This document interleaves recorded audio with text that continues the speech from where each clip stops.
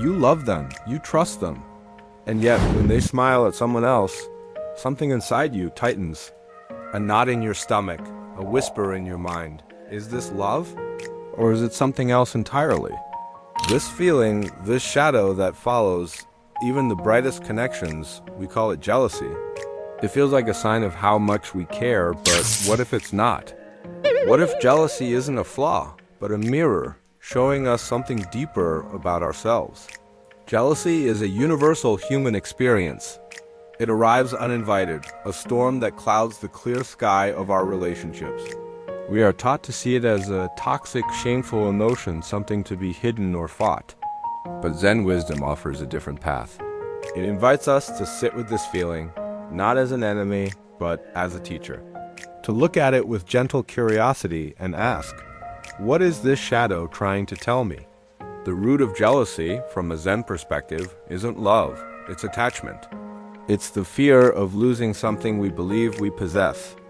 We grasp onto our partner, their attention, their affection, as if they are ours to own. Like trying to hold water in a clenched fist, the tighter we squeeze, the more it slips away. But what if love isn't about possession? What if it's about appreciation? The Zen masters teach us about impermanence. Everything changes, flows, and transforms like a river. A flower blooms, and eventually its petals fall. To love the flower is not to stop it from changing, but to be fully present with its beauty in this moment. Can we love a person in the same way? Without the desperate need to freeze them in time to control their journey? Imagine your heart is an open field, not a locked garden. When jealousy arises, it's like a single dark cloud passing overhead. The traditional reaction is to panic, to try and push the cloud away. But the Zen approach is to simply notice it, to acknowledge its presence without judgment. You can say to yourself, there is the feeling of jealousy. This practice is called mindfulness. You observe the thought, you feel the sensation in your body, but you don't become the storm. You are the sky, vast and unchanging, and the feeling is just weather passing through. When you feel that familiar tightness, that surge of insecurity, try this simple practice. Close your eyes, take a slow, deep breath. Feel the air enter your lungs and then gently release it. Instead of focusing on the story your mind is telling, the story of betrayal or abandonment, bring your attention to the physical sensation. Where do you feel the jealousy? Is it a heat in your chest? A tension in your jaw? Just notice it. Breathe into that space. You are not trying to fix it or make it disappear. You are simply holding it with gentle awareness. In this quiet space, a question can arise. What fear is beneath this feeling? Is it the fear of not being enough? The fear of being left alone? This is where the true work begins. Jealousy often points to our own insecurities, our own unhealed wounds. It's a reflection of our own self-worth. We fear losing our partner's love because, deep down, we may doubt that we are worthy of it. The path to releasing jealousy, then, is not about controlling your partner, but about cultivating self-love and trust. It's about tending to your own garden, so you don't need to pick flowers from someone else's. A Zen story tells of two monks walking by a river. They see a young woman who is afraid to cross. The older monk, without a word, lifts her onto his back, carries her across the river, and sets her down on the other side. The two monks continue their journey in silence. Hours later, the younger monk, agitated, finally bursts out, "Master, we are forbidden from touching women. How could you do that?"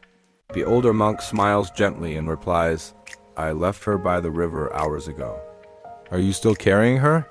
Jealousy is like this. The event is over the conversation, the glance, the text message. But we carry it with us for hours, days, even years, replaying it in our minds, letting it weigh us down. The practice is to learn to leave it by the river. True love does not seek to bind. It seeks to free. It is built on a foundation of trust. Not blind trust, but a conscious choice to believe in your partner and in the strength of your connection. It's an understanding that their happiness does not take away from yours. You are not competing. You are connecting. When we release the need to control, we create space for genuine intimacy to flourish. Love is not a cage, it's a dance. And for a dance to be beautiful, both partners must be free to move. So the next time the shadow of jealousy appears, don't turn away from it. Greet it, sit with it. Listen to what it has to teach you about your own heart. Breathe. Notice the feeling without becoming it. Remind yourself that you are the sky, not the cloud. Turn your focus inward to the parts of you that need reassurance and love. Ask yourself, what do I need right now to feel safe and whole within myself? This is not a quick fix, but a gentle, lifelong practice of returning to yourself again and again. As you learn to do this, something beautiful happens. The grip of jealousy begins to loosen. The fear subsides. You start to see your partner not as a possession to be guarded, but as a fellow traveler on their own path. A path that, for now, wonderfully intersects with yours.